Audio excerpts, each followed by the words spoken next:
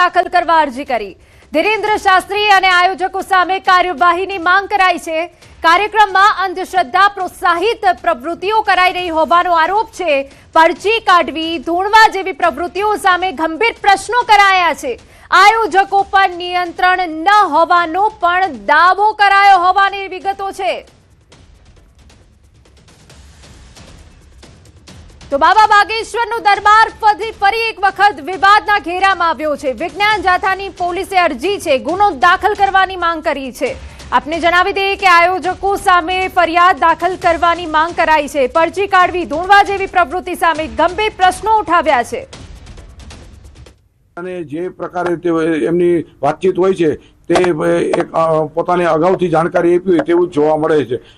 વિજ્ઞાન જાથાએ આ અનુસંધાને જાહેરનામાનો ભંગ થાય છે, આયોજકો સામે કાર્યવાહી કરવાની માંગ કરી છે। આ બાબા છે મેડિકલ સારવાર કરે છે, લાયસન્સ વગર કરે તેની સામે કાર્યવાહીની માંગ કરવામાં આવી છે। શરૂઆતની અંદર પોલીસ તંત્ર છે એફઆઈઆર દર્જ કરે તેવી માગણી કરશે, બાદ કોર્ટના દ્વાર ખખડાવી અને જેટલા જવાબદારો છે અને તત્વો છે અને માહોલ બગાડ્યો છે, રાતના મારામારી થઈ છે, તે ભવિષ્યમાં ન થાય તે સંબંધી કાયદા અનુસાર કાર્યવાહી હાથ ધરવા લેનાર છે।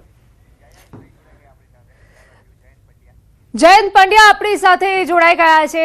જયંતભાઈ, પહેલો સવાલ, આજે પોલીસમાં અરજી કરવામાં આવી છે તેમાં કઈ કઈ બાબતોનો ઉલ્લેખ આપે કર્યો છે? અમે ગઈકાલે પોલીસ કમિશનર અને પ્રનગર પોલીસ ઇન્સ્પેક્ટરને ત્યાં રૂબરૂ જઈ અને અરજી આપી છે। તેમાં જાહેરનામાનો ભંગ, રાતના 12 વાગ્યા સુધી જાહેર ગ્રાઉન્ડની અંદર 50 મોટા સ્પીકરો વગાડી અને જે મંજૂરી આપી હતી એમાં અવૈજ્ઞાનિક કાર્યક્રમ ન આપવાની પણ એને ખાતરી લીધી હતી કે આવા કોઈ મેડિકલ સારવાર નહીં કરી, એનો ભંગ કર્યો છે। તે બદલ જાહેરનામા ભંગનો આયોજકો તમામ સદસ્યો વિરુદ્ધ ગુનો દાખલ કરવા અને બીજું બાબા બાગેશ્વર છે જેની પાસે કોઈ પણ પ્રકારનું લાયસન્સ નથી છતાં મનોરોગીઓની સારવાર કરે છે અને ખોટા ઉપચાર કરી અને માનસિક ઈજા કરવાનું કામ કરે છે અને લોકોને ગુમરાહ કરે છે અને સારવારમાં બાધારૂપ કામ કરે છે। જે સંબંધી બાબા બાગેશ્વર ધીરેન્દ્ર શાસ્ત્રી વિરુદ્ધ પણ ગુનો દાખલ કરવા માટે અરજી કરી છે। ગુજરાત હાઈકોર્ટને, રાજકોટ ડિસ્ટ્રિક્ટ કોર્ટને, પોલીસ મહાનિર્દેશકને પણ અરજી મોકલી અને આજે અમે સુઓ મોટો દાખલ કરવાની પ્રક્રિયા હાથ ધરી છે। સીમાચિહ્ન કડક કાર્યવાહી તે સંબંધી આરંભી દીધી છે અને આવા બાબા છે વાદ વિવાદમાં સતત પરચીના નામે અને આવા રોગ મટાડવાના નામે મોટા માસ હિસ્ટેરિયા ઉભો કરીને લોકોને એકઠા કરે છે। એ બાબા ધીરેન્દ્ર શાસ્ત્રી કોઈ કથાકાર કે સંત નથી, માત્ર ખલનાયક છે એવું વિજ્ઞાન જાથાને ફંડ ફાળા એકઠા કરવા માટે આખા ભારતભરમાં જઈ અને પોતાને કેન્સર હોસ્પિટલ ઊભી કરવી છે, અન્નપૂર્ણાને રસોઈનો છે, એ સંબંધી ફંડ ફાળા સિવાય કશું જ કરતા નથી। હવે લોકોએ જાગવાની જરૂર છે। બિલકુલ જયંતભાઈ, આપે આક્ષેપ કર્યો છે કે આયોજકો પર કોઈ નિયંત્રણ નથી, કોણ જવાબદાર આની પાછળ? જો આયોજકો છે એમને અગાઉ બાહેંધરી લેવી જોઈએ કે ભાઈ આ રાજકોટ છે ને અહીંયા અગાઉ પણ અંધશ્રદ્ધા પ્રેરક દિવ્ય દરબારના વાત થાય છે, રજૂઆત કરે છે, તેથી એને મોટી રકમથી એને ચૂકવણી કરીને બાબા બાપદેવ રાજકોટમાં આ કથા કરવા આવ્યા છે 3 દિવસની, તો એને પાસે કંટ્રોલ હોવો જોઈએ। એક પણ જાતનો આયોજકો ઉપર કંટ્રોલ નહોતો, જેથી બેફામ બની અને પરપ્રાંતિયો તો બધા એક સાથે 20 જૂના છે, પ્રેતાત્માથી મોટા મોટા અવાજ કર્યા છે, પત્રકાર ઉપર હુમલો કર્યો છે અને ખાસ કરીને વિશ્વ લેવલે ભારતના લોકોની માનસિકતા 17મી સદી છે તેવી છાપ પડી છે। આવું કદી ન થવું જોઈએ અને એટલા માટે કે આપણે વિજ્ઞાન ટેકનોલોજીમાં યુગના જીવતા પ્રેતાત્મા આજે પણ વાહિયાત રીતે લોકો ધૂણે ને નાના કિશોર બાળકો પણ ધૂણે, આ જરા પણ ચલાવી ન લેવાય। એટલે સરકારી તંત્રે આ પ્રકરણને દાબી દઈ અને કડકમાં કડક કાર્યવાહીની જાથા માંગ કરે છે। બિલકુલ જયેશભાઈ, આસ્થાના મંડપ નીચે લોકો ધતિંગ કરીને ધૂણે છે, તેની સામે આપનો કેવો વિરોધ?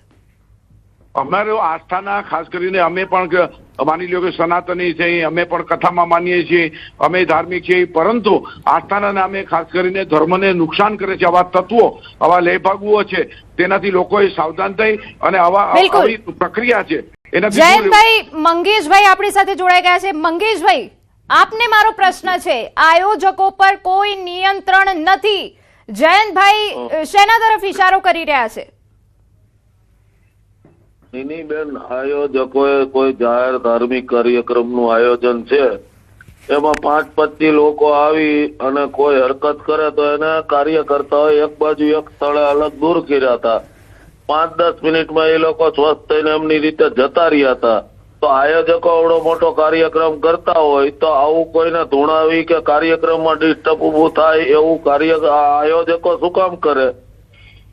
આપણે અનેક જગ્યાએ જતા હોય છે જાહેર કાર્યક્રમમાં, કોઈ લોકો બેભાન થઈ જતું હોય, કોઈ ધાર્મિક કાર્યક્રમ હોય, મંત્રોચ્ચાર થાય તો ધૂણતું હોય તો 5-10 મિનિટમાં સ્વસ્થ થઈને નીકળી જતું હોય છે. તો અમારે કોઈને ધૂણાવવાનું કઈ આયોજન નતું. અમે કોઈને એવી અપીલ નથી કરી કે ભાઈ તમને આવી તકલીફ હોય તો આવીને ધૂણો નથી. વ્યાસપીઠ ઉપરથી કોઈ અપીલ કરી. બિલકુલ. હવે લોકો હનુમાન ચાલીસાનું પઠન થાય છે, એ જે બ્લોક ની અંદર બેઠા હોય ત્યાં અફડાતફડી ન થાય એટલે કાર્યકર્તા હોય એમને એક બાજુ પરિવાર સાથે મૂકી દીધા. બિલકુલ. મંગેશભાઈ, મારે એમ પૂછવું છે, આ જે લોકો ધતિંગ કરીને ધૂણતા હતા તેમની સામે આપનો વિરોધ છે? આ ધતિંગ કરીને ધૂણવું ન જ જોઈએ, હું કહું છું. બિલકુલ. જયંતભાઈ આપણી સાથે જોડાયા છે. જયંતભાઈ, મંગેશભાઈ સ્પષ્ટ કહી રહ્યા છે કે ધતિંગ કરીને ધૂણવું ના જોઈએ, તેમનો વિરોધ છે. હું મંગેશભાઈ આ વાત ઉપર સંપૂર્ણ સહમત છું અને એ પણ વિજ્ઞાન ટેકનોલોજી વિજ્ઞાન પ્રચાર પ્રસારમાં જાથાની સાથે છે. અમે બે શક અમે બધા રાજકોટમાં જ કામ કરીએ છીએ અને માત્ર અમારો કેટલો જ વિરોધ છે કે એક સાથે 20 જણા ધૂણવા માંડે, પત્રકાર ઉપર હુમલો કરે યોજનાપૂર્વક. બધા પરપ્રાંતીય હતા અને ધૂણવાર વ્યક્તિ સીતારામ બોલે, એને પત્રકાર પ્રશ્ન પૂછે તો એ સીતારામ તરત જ બોલીને એક બાજુ એને પ્રેતાત્મા આવ્યું છે અને એક બાજુ સીતારામ કરી અને તે દૂર વહી જાય છે. આ માત્ર ને માત્ર અમે જે જોયું છે અને જે જોયું છે એ માત્ર પ્લાનિંગ મુજબનો એક સાથે એક્શન કરી અને આ બધું ખોટું ધતિંગ કર્યું છે એનો અમારો સદૈવ વિરોધ છે. બિલકુલ. જયંતભાઈ, રોકવા માંગીશ. મંગેશભાઈ, આ પ્લાનિંગ હતું એવો સીધો આરોપ છે આપની પર? નહીં, આયોજક નો કોઈ એવો પ્લાનિંગ હતો નહીં અને અવડું મોટું બેન આયોજન કર્યું હોય ત્યાં અવ્યવસ્થા ઉભી કરવાનું કાર્ય આયોજક થોડા કરે કોઈ. હવે એ તો આપણી ઘરે કઈ ધાર્મિક કાર્યક્રમ હોય ને 100 લોકો હોય તેમાંથી ક્યારેક મંત્રોચ્ચાર થાય ને એક જણને અસર થતી હોય છે તો એ ઘરધણીએ થોડું નક્કી કરી રાખેલું હોય.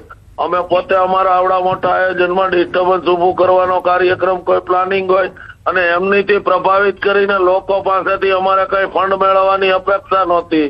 અમે કથા માટે પણ ફંડ નથી મેળવ્યું કે આનીથી આકર્ષિત કરીને લોકો પાસેથી કઈ ફંડ ઉઘરાવવું. બિલકુલ. મંગેશભાઈ, કોઈ આયોજન ન હતું.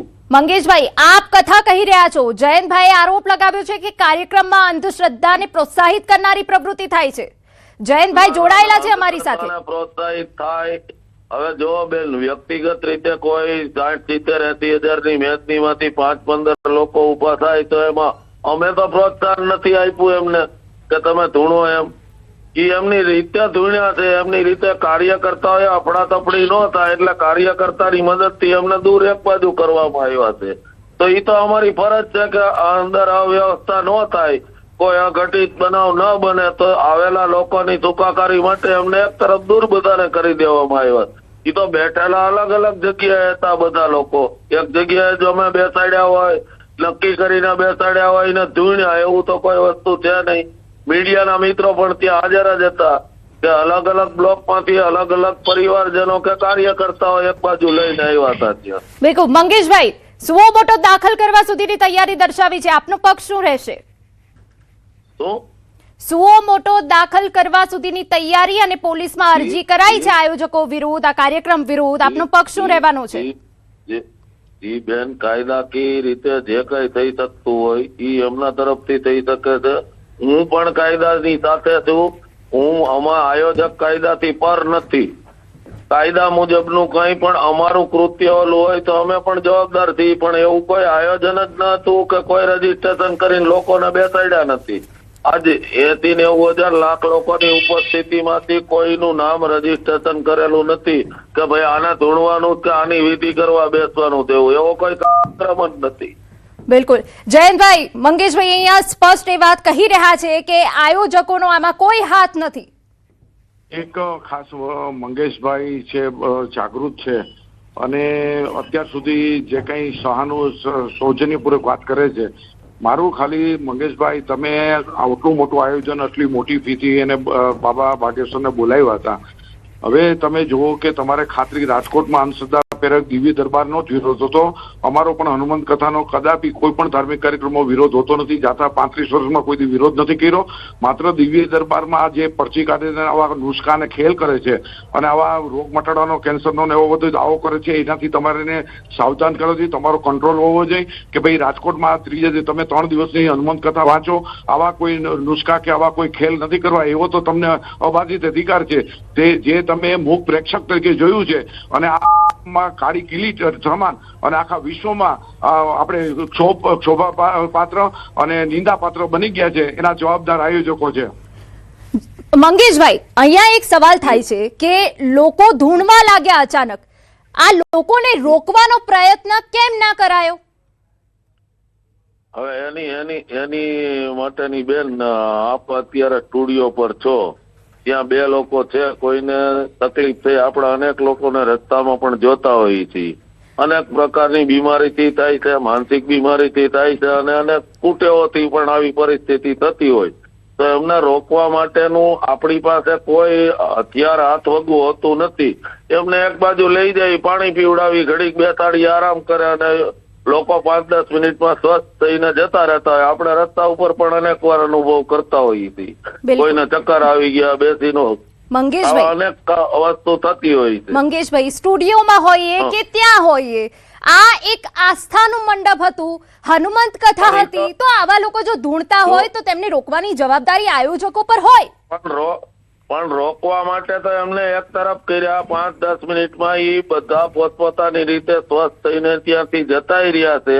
હવે પછી આગળનો પ્રશ્ન તો બીજો, એનું તો રોકવા માટે શું કરી શકાય એમ આપ કયો મને. અમે એક બાજુ દૂર કર્યા કે લોકોને અફડાતફડી ન થાય, ક્યાંય માહોલની વચ્ચે હોય તો એમને ઈજા ન થાય, કોઈ બીજા લોકોને ન થાય, એક બાજુ કર્યા. મીડિયા વાળા મિત્રોનું બોક્સ અલગથી બનાવેલું હતું. હવે મીડિયાના મિત્રો ત્યાંથી કરી અને જ્યાં સામે સામું ઘર્ષણ થયું એને તો અમે અલગ જગ્યાએ રાખ્યા હતા. તો આટલી બધી પબ્લિક ની અંદર કોઈ 5-25 લોકો એમની સાથે જાય અને કઈ હાથાજોડી કરી તો એમાં સામેવાળાની કે મીડિયા વાળાની કોઈની ભૂલ છે એવું નથી કેતો, પણ મીડિયા વાળા મિત્રો એમના બોક્સમાં સહી સલામત ઉભા રહીને કવરેજ કરતા હોત તો આ પ્રશ્ન કદાચ ન બનત. બિલકુલ. મંગેશભાઈ, હવે છેલ્લો સવાલ મારો આપને એ છે કે આયોજક તરીકે આવનારા દિવસોમાં આપનો પક્ષ શું રહેવાનું છે? હું શું કયો સમજાણું નહીં બેન. આપનો પક્ષ આવનારા દિવસોમાં શું રહેવાનું છે? પોલીસ અરજી કરાઈ છે તે બદલ હવે જે એમાં જે કઈ કાયદાકીય રીતે થતું હશે એ અમે જોઈ લેશું લીગલી. અને અમારી કોઈ ભાવના કે આયોજનમાં એવો કોઈ વિષય હતો નહીં કોઈને ધૂણાવવું કે અંધશ્રદ્ધા ફેલાવી કે અંધશ્રદ્ધા ફેલાવીને પૈસા ભેગા કરવા. આ કથા માટે થઈને આયોજકોએ 1 પણ રૂપિયાનું ફંડ પણ ક્યાંયથી જાહેર જનતામાંથી ઉઘરાવેલું નથી. તો અંધશ્રદ્ધા ફેલાવા કોઈ મતલબ જ નથી. અમે ખુદ પણ અંધશ્રદ્ધા વિરોધી છીએ. ભક્તિ ભાવ અને ધાર્મિક આસ્થા સાથેનો જ વિષય તો અમારો. જયંતભાઈ પણ વ્યક્તિગત ઓળખે છે, અમે ખૂબ નજીક રાજકોટમાં રહીએ છીએ, એટલે અમારો કોઈ એવો બિઝનેસ કે વિષય નથી કે અંધશ્રદ્ધા ફેલાવીને લોકોને ગુમરાહ કરવા. બિલકુલ. જયંતભાઈ, છેલ્લે આપે કોઈ પક્ષ રાખવો છે? આપની કોઈ બાબત? અમારે તો માત્ર એટલું કે આટલું મોટું આયોજન, હનુમંત કથાનું આયોજન સુંદર કર્યું છે. માત્ર આયોજકોએ ખાલી ધીરેન્દ્ર શાસ્ત્રીને એમ કીધું હોત કે ભાઈ અહીંયા તમે પરચી અને આવા બધા કાર્યક્રમથી દૂર રહ્યો, તમે હનુમંત કથા જ વાંચો, એવો જો આગ્રહ રાખ્યો હોત તો આ કાળી ટીલી સમાન આ જે બનાવ છે અને આ વિશ્વભરમાં જે નિંદાને પાત્ર બને આવું ઘટના ન બનત અને ભવિષ્યની અંદર આવા કોઈ પણ આયોજનો આવા દિવ્ય દરબાર નામે લોકોને ષડયંત્રના ભાગરૂપે ચીઠી કાઢવી, પોતાનું નામ લઈ દીધું, એવા ધૂણવા એક સાથે 20 ને જેવો હાકલ કરે છે બાબા બાગેશ્વર અને એક સાથે 20 જણા ધૂણવા માંડે છે, પછી તરત જ હનુમાન ચાલીસા પોતે પ્લાનિંગ પૂર્વક બોલે છે. આ બધું ષડયંત્ર છે. બાબા છે કાયમી વિવાદમાં સાથે જોડાયેલા છે. કથા કરતા વાહ્યત વાતો બધી વધારે કરે છે, જેની આયોજકોએ ખરેખર નોંધ લઈ અને ખરેખર ભવિષ્યમાં ધ્યાન રાખવું જોઈએ. મંગેશભાઈ, આપ આપનો પક્ષ મૂકવા માંગશો? એ ચોક્કસ. હવે ભવિષ્યમાં આવો કાર્યક્રમ કરતા પહેલા ચોક્કસ એ વસ્તુનું અમે વક્તા સાથે પણ વ્યવસ્થિત નક્કી કરીને કરશું અને આમાં એવો કોઈ વિષય નહોતો બેન. બિલકુલ. બિલકુલ. આપ બંનેનો આભાર. આપ અમારી સાથે જોડાયા. તો આયોજકો પર નિયંત્રણ ન હોવાનો દાવો છે. આપને જણાવી દઈએ કે બાગેશ્વર દરબારનો આ જે વિવાદ છે વધુ ગરમાયો હતો. કેટલીક તસવીરો અમે આપને બતાવી રહ્યા છે કે આખરે આ વિવાદે જોર ક્યાંથી પકડ્યું હતું. હનુમાન કથા ચાલી રહી હતી અને તે વચ્ચે કિશોર સહિત કેટલીક બહેનો અને જે યુવકો હતા તે ધૂણવા લાગ્યા હતા.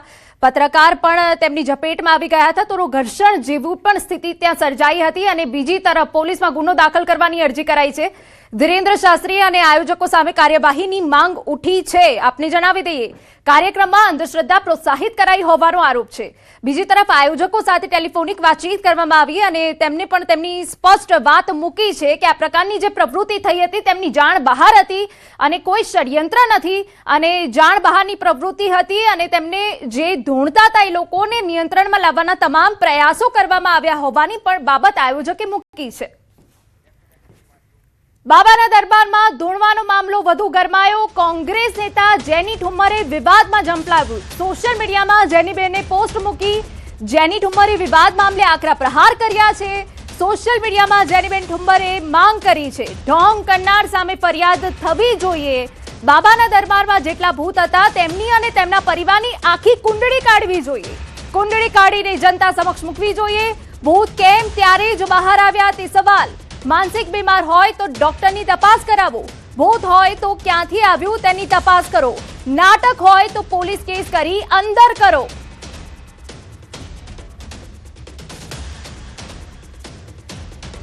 તો બાબાના દરબારમાં ધૂણવાનો આ મામલો જે વધુ ગરમાયો છે. કોંગ્રેસ નેતા જેની ઠુમ્મરે પણ હવે આ વિવાદમાં ઝંપલાવ્યું છે. સોશિયલ મીડિયા પર એક પોસ્ટ મૂકવામાં આવી છે જેમાં કેટલાક આકરા પ્રહાર કર્યા છે, કેટલાક સવાલો કર્યા છે.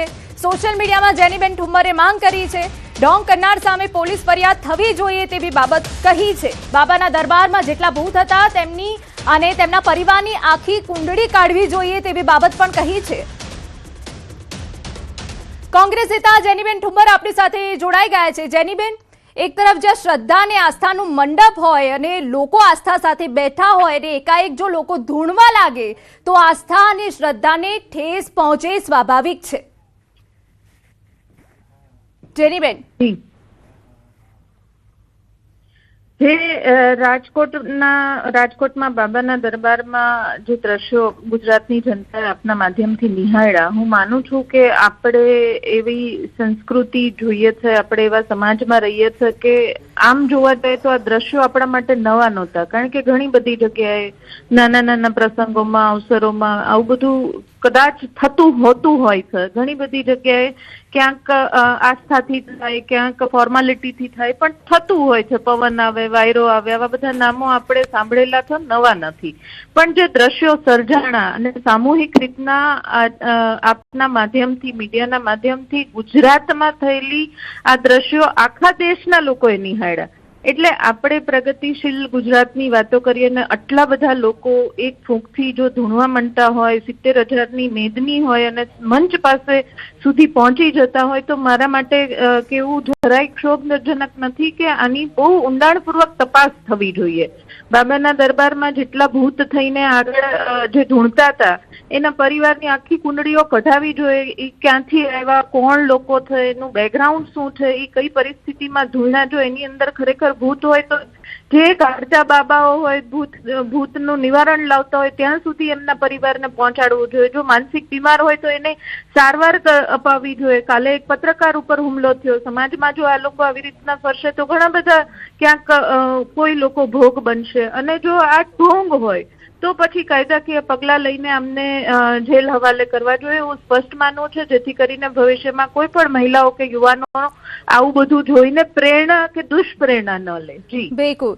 જેનીબેન, અહીંયા એક વાતની સ્પષ્ટતા જોઈએ છે કે ઢોંગ કરનારા સામે આપનો વિરોધ છે કે ના? ધીરેન્દ્ર શાસ્ત્રી સામે પણ આપનો વિરોધ છે? મારો વિરોધ કોઈના સામે નથી. મારો વિરોધ જ નથી. ઇનફેક્ટ મારી સિમ્પથી છે કે જે લોકો ધૂણતા હતા એમની સાથે આપણે આને હલકામાં ન લેવું જોઈએ. કારણ કે એક હોત તો કદાચ હલકામાં લઈ શકત. આખો સમૂહ હતો એટલે કોણ બાબા હતા, કોણ વ્યાસપીઠ ઉપર બિરાજમાન હતા, કોણ લોકો હતા, એનાથી મારે કોઈ વિરોધ ને એની કોઈ વાત જ નથી. ફક્ત આજે દ્રશ્યો નિહાળ્યા છે આપણે, એ આપણા માટે ગંભીર ગણી શકાય. આપણે 21મી સદી તરફ પ્રયાણ કરી રહ્યા છે, આપણે આટલી બધી વિજ્ઞાનની વાતો કરી રહ્યા છે, મોડર્નાઇઝેશનની વાતો કરીએ છીએ, પ્રગતિશીલ ગુજરાતની વાતો કરીએ છીએ, તો પછી આ પણ આપણા માટે સામૂહિક રીતના ગંભીર કહેવાય કે જો આટલા લોકો હજી પણ ઢૂંઢતા હોય તો આપણે ક્યાંક એક લોકો સુધી હું વિપક્ષ તરીકે છું છતાં પણ હું કહી શકું કે મને પણ એવું લાગે કે ભાઈ મારે પણ પહોંચવું જોઈએ, પરિવારોની મુલાકાત લેવી જોઈએ, શું થયું હતું કે બિલકુલ. જેનીબેન, અમારી સાથે વાત કરવા બદલ આભાર.